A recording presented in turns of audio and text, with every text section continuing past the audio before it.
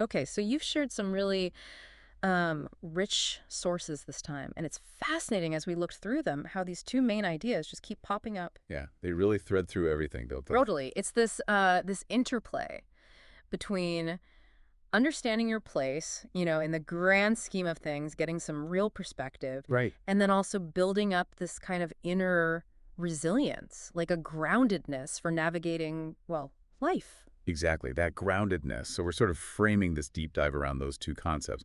Meditate on the immensity and maintain your sobriety. Perfect.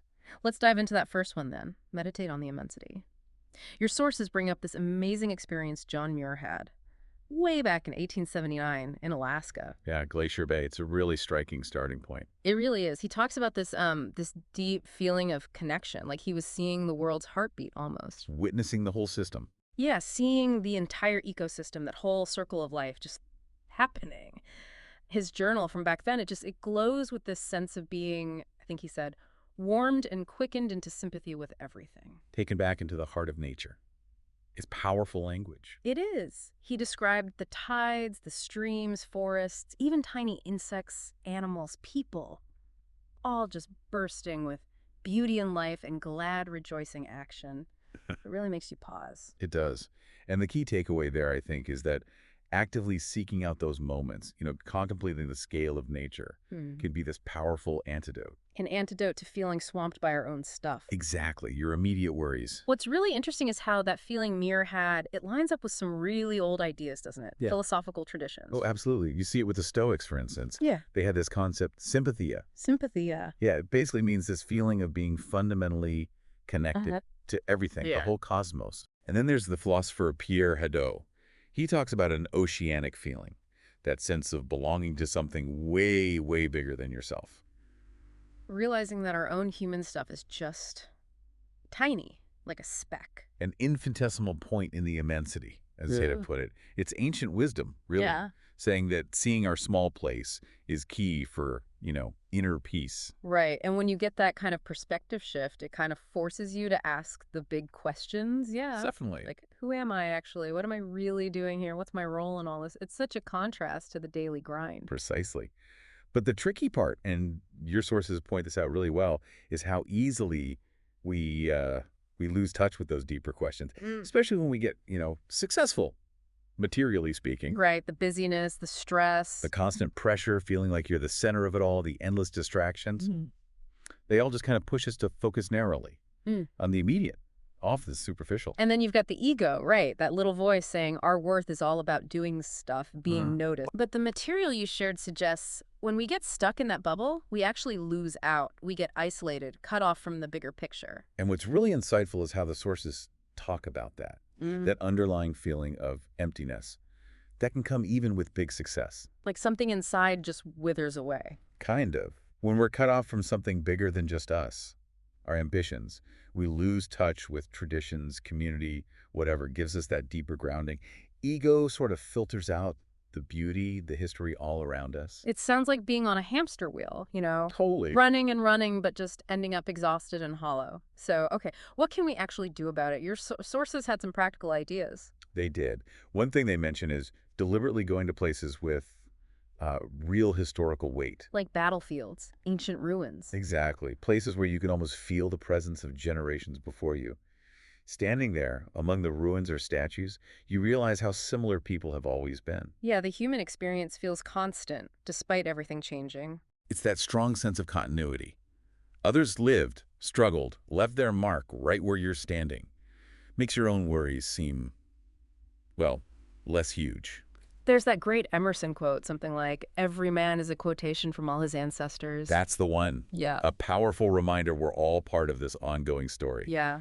And Neil deGrasse Tyson, he has this really balanced view on our place in the universe. He talks about feeling both incredibly relevant and completely irrelevant at the same time. How does that work?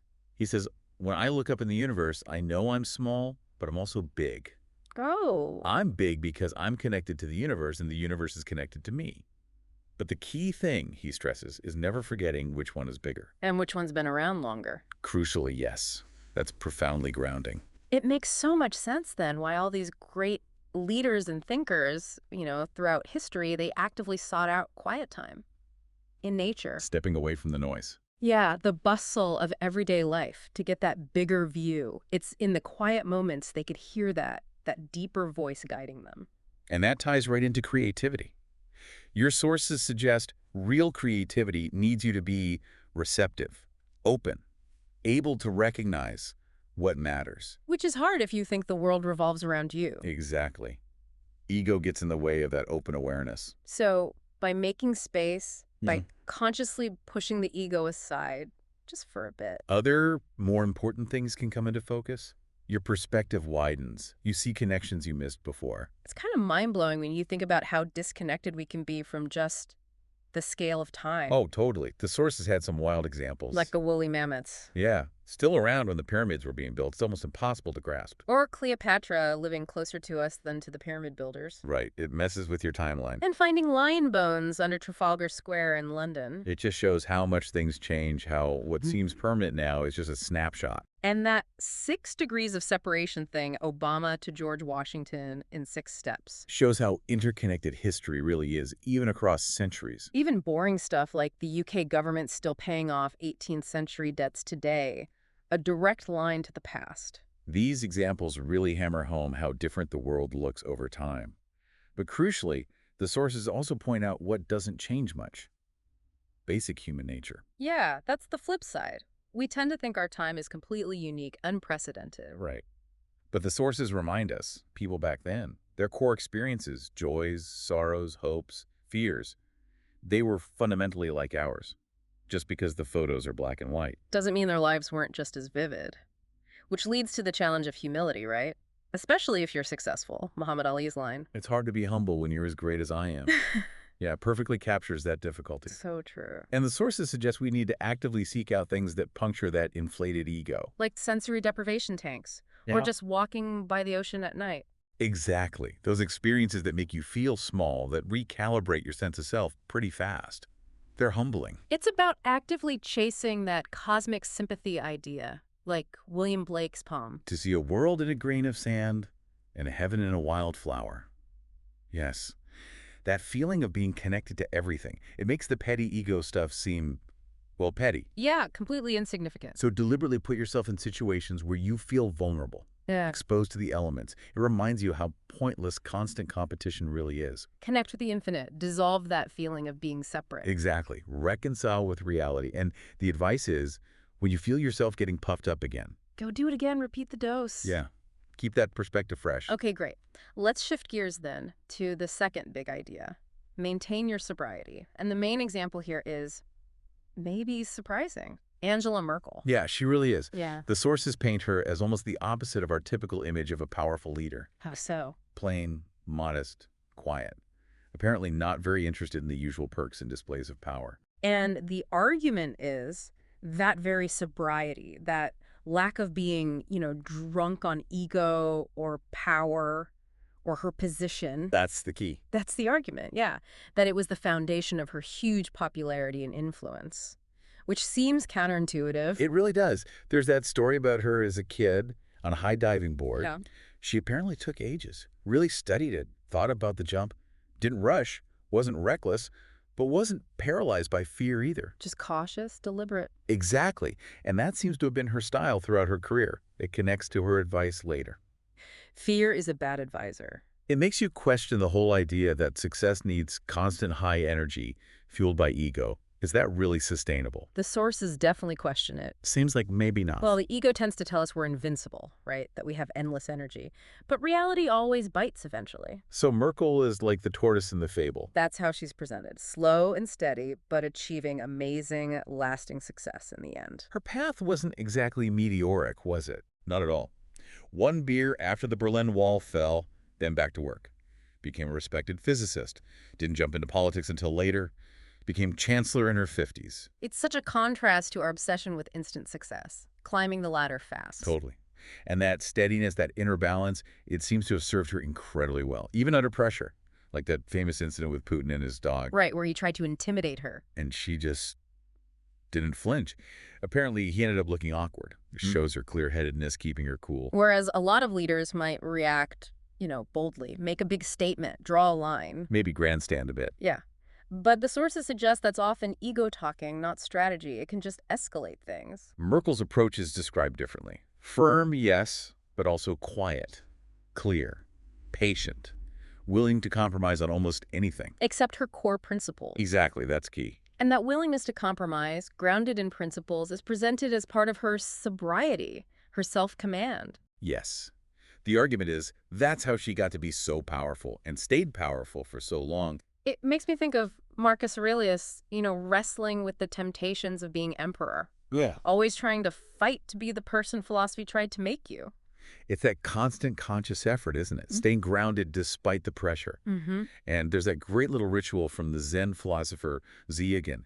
Every day, he'd apparently call out to himself, become sober. Really? Yeah, and do not be deceived by others. And the sources add this brilliant modern twist. Don't be deceived by recognition you have gotten or the amount of money in your bank account. Ah, that's good. It really hits home that staying sober like this isn't passive. You have to actively fight against the stuff that inflates your ego. You really do. There's that quote from the historian Shelby Foote about power, how it fragments, closes options, mesmerizes. Wow. Ego does the same thing, in a way. Clouds your judgment, narrows your view, right when you need clarity most. Sobriety's the counterbalance, the preventative measure. It's interesting to compare Merkel's style rational, focused on the situation, not herself, with more, charismatic leaders. Her science background probably helped. Very likely. And that German writer who said her unpretentiousness was her main weapon. It's really insightful. It is. It reminds me of that David Halberstam line about the coach Bill Belichick. Oh, yeah. That he was not only in the steak business, he had contempt for sizzle. Uh-huh. Perfect. Yeah. Focusing on the substance, the steak, leads to better decisions than getting distracted by the flash, the sizzle. And today, with everything coming at us so fast, information overload, global competition, that clear, sober head seems more vital than ever. Absolutely essential. And just to be clear, when the sources talk about sobriety, they don't just mean literally not drinking. Right. It's about holding back from ego-driven stuff. Exactly. Obsessing over your image, treating people badly, needing fancy things, flying off the handle, constantly promoting yourself, all that. So it's like the necessary counterweight to success. Right. Almost paradoxically, the better things get externally. The harder you have to work internally to stay grounded.